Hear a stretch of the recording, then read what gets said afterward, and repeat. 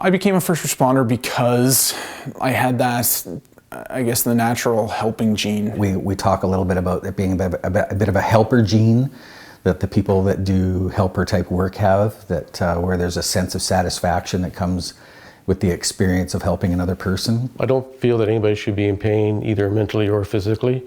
If that means just holding somebody's hand while they cry or giving them medication to make them feel comfortable. When you talk to people about the time that they called for help, it's a quintessential moment in their lives, and it's a privilege to be part of it, quite frankly.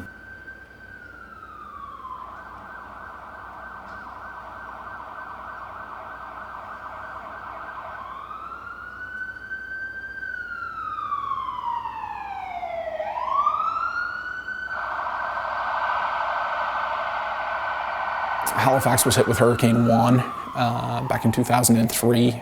I was very fortunate to be working that night, and I still consider myself pretty lucky to have been working. Unfortunately, that night we lost one of our paramedics, John Rossiter, when his ambulance was crushed by a tree. My partner and I were actually parked directly in front of his ambulance as the tree fell down.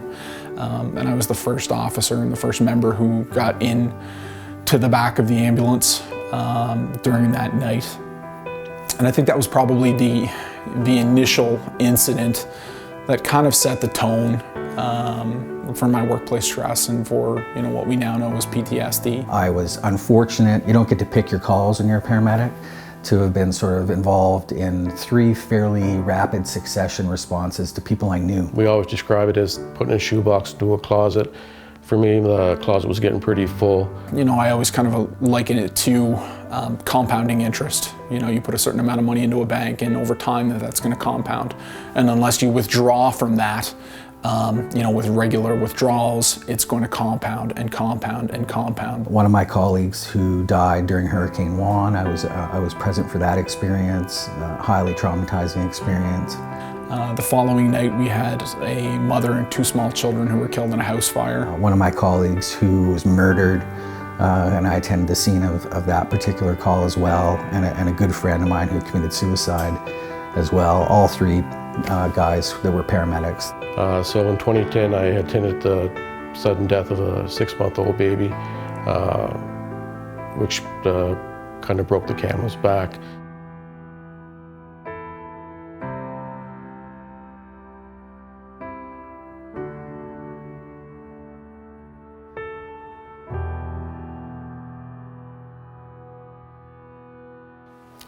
I didn't really know what was going on. People have anxiety, people don't sleep well, people are agitated, angry. A lot of what I saw was general moods, incredibly moody, oftentimes very distant, very sad. It's very isolating. I started having nightmares on previous patients that I attended to that passed away in my care. In the early stages, in the early months, and the first couple of years, a lot of flashbacks. I remembered it very distinctly being at a McDonald's in Bedford and seeing this beautiful little blonde, curly-haired Sioux girl. She might have been 3, and she was just stunning, gorgeous. And I turned around, ordered my food, and as I turned back around, I saw the same little girl that had been in the house fire that I had responded to the night after Hurricane Juan, and she was there as vivid as can be. She was alive, she was breathing. She appeared in the exact same manner, however, that she did when I put her into a body bag. I tried to be strong and be a leader and continue to help others, including my colleagues. It did end up being it won the battle with me. For me, it was very much a perfect storm that led to me being hospitalized after a suicide attempt. My wife always described me as an antique vase that your parents would have, your grandparents, which she's seen the cracks developing over the years, and finally that crack just got too big and the vase broke.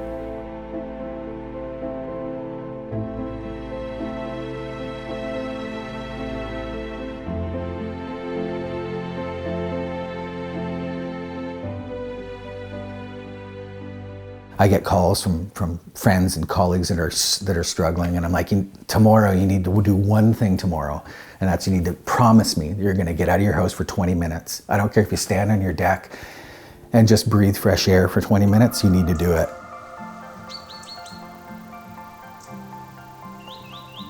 God, if I can go kayaking with my little guy, I've got, you know, an adult-sized kayak. He's got his little toddler-sized kayak. And when the two of us are out on the, that's therapy right there. Like, I don't have to do anything else. I don't have to take a pill. It was an epiphany for me that this business of being outdoors, along with all the physiological benefits of being outdoors, the mental health benefits to it were phenomenal. You can breathe in the fresh air, you can hear the water flowing in the brooks, you can see the birds flying around. You see nature at its fullest, and it's really, really therapeutic. It needs to be more of a priority part of the therapeutic index. We need to start saying to people, along with getting help and seeing doctors and surrounding yourself with good people and taking medicine, all those things, we need to start to say, one of the things you need to do is get outside. There's no pill bottle or therapy session or any of those things that I find do as much for me as that does, and I can do it when I want to do it. Okay, I need to be able to breathe. Well, for me, I associate breathe with breathing fresh air. Breathing fresh air means breathing clean air. Breathing clean air means, to me, there's nothing better than being by the ocean or being on the ocean or being in the woods. That's what kind of knocks everything down for me.